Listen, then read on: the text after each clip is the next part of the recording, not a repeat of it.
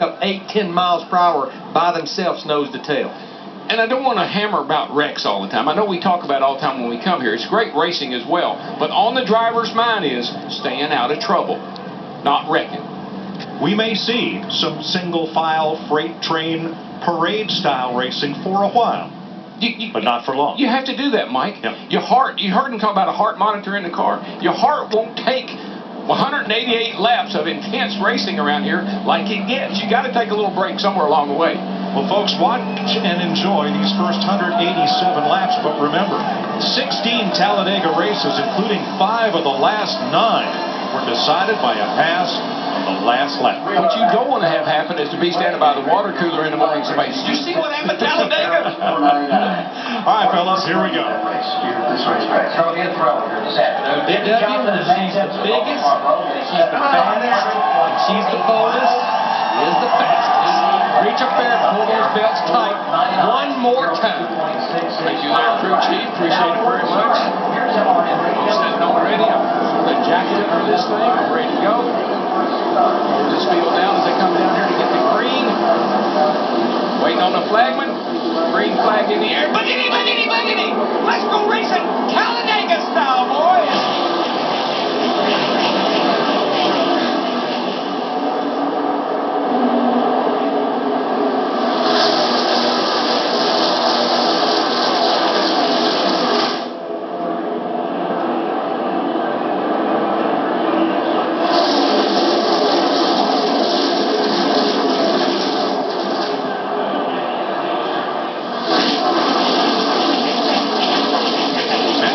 Didn't just drive into the lead. Kevin Harvick shoved him there. J.D. McMurray in that one car talked to him there under the pace laps. He did not come up to speed.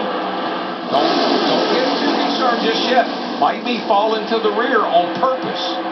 Who will lead the first lap? Remember, the start-finish line is not in the middle of the tri-oval here. It's all the way down past the exit of pit road. KB, Kyle Busch, with an assist from Jeff Burton, leads lap 1. They're going to jump right down in front of Matt Kenseth in that 17 car, as well as Kevin Harvick in the 29. In fact, the front 6 nose to tail at the bottom of the track. And automatically, as soon as that green flag came out, you know what you're looking for? Somebody to work with. Somebody to love.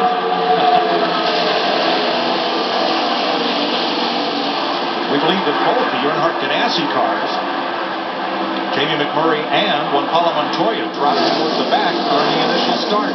It just wouldn't surprise me, Mike. It wouldn't surprise me to see several guys do that because of that. What we talked about early on, this wad of cars right here, don't want anything to go wrong early in the race. Teammates on the high side, the orange car Logano, Denny Hamlin pushing him all the way up to 6th place from mid-pack. And I mean, when you look at this wad of cars, yeah, this racetrack is wide enough for about 5 wide, but all it takes is one of those guys, one of those drivers, to bobble a little bit, and that's what causes the big one. Here's the phenomenon that we see at Talladega that we haven't seen for, I don't know, ever up to the last couple of years. Look at those 2 cars on the outside. The 2-car tango. 2 cars working together can be faster than the entire pack. Just look at right there. Joey Logano, the 20, 190 miles an hour, where the pack was running in the mid to high 180s. And you'll see that'll happen all day long. Remember in the pre-race show we talked about timing.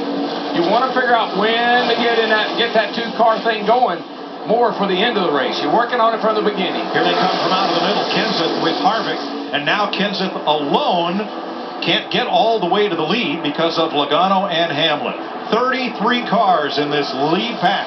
And that 2-car thing, Mike, took a lot of guys by surprise a year or so ago. Now they know it works. Now they anticipate it. Now they try to get involved in that. You see what happens when they break up?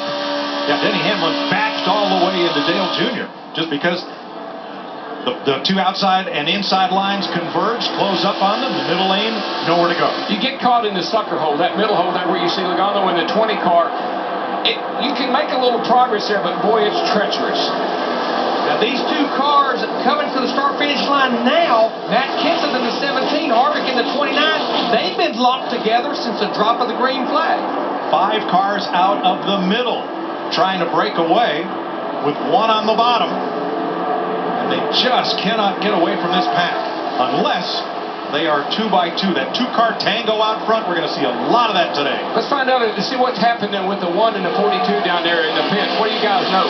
DW heard Jamie Mack say early on that he was going to try to play it conservative. That's a strategy that Kevin Mannion told me earlier this morning. They're going to play it conservative for the first half, and it's great that they have a good company teammate, as in the 42 of Juan Pablo. They were going to try to work together. Bad thing is they're a quarter of a lap or more behind in 42nd spot. Harvick looking for the lead. He wants to lead a lap, and he will. Well, those two guys had enough lead. They could swap and let each other lead another lap. But back to McMurray and Montoya, what I don't like, the leaders are running 48, 80s, and 90s. Montoya and McMurray, 51, 50s. Yeah, that grouping up like that only works when you have the draft of the big pack. Once you fall the back, your 3 or 4 cars just can't keep up with the draft of that big pack. Junior and Hamlin. Here we go. Logano, and toot-toot, train's coming through. Coming through, boys. And the reason this will work, folks, is because, see, they're in the corners.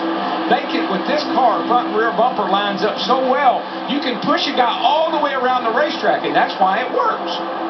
The reason it doesn't work with 3 cars is if the third car pushes the second car out of shape, the first car could go for a ride. Yeah, and the other thing is you can only do that for a couple of laps, Mike, because the guy pushing will get too hot. His engine will get too hot. They got to swap.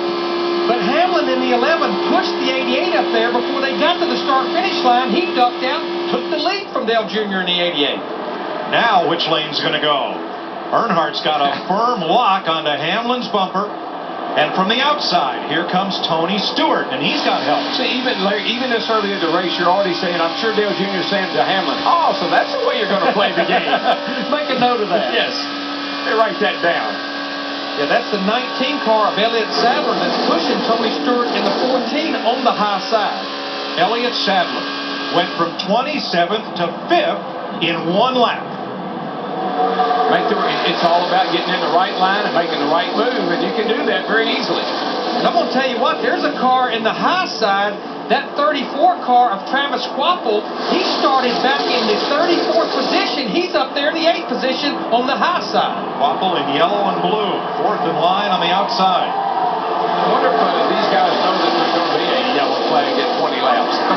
They're not racing like there's going to be one. All right, Hamlin led the first lap. Here comes Stewart and Sadler. The S&S boys teamed up here.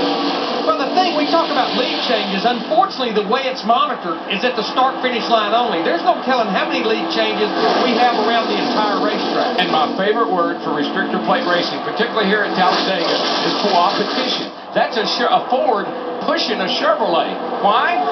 Because look where they are. Because he can. 8 laps complete. Tony Stewart, Elliott Sadler have shot out in front of the field. You're watching NASCAR.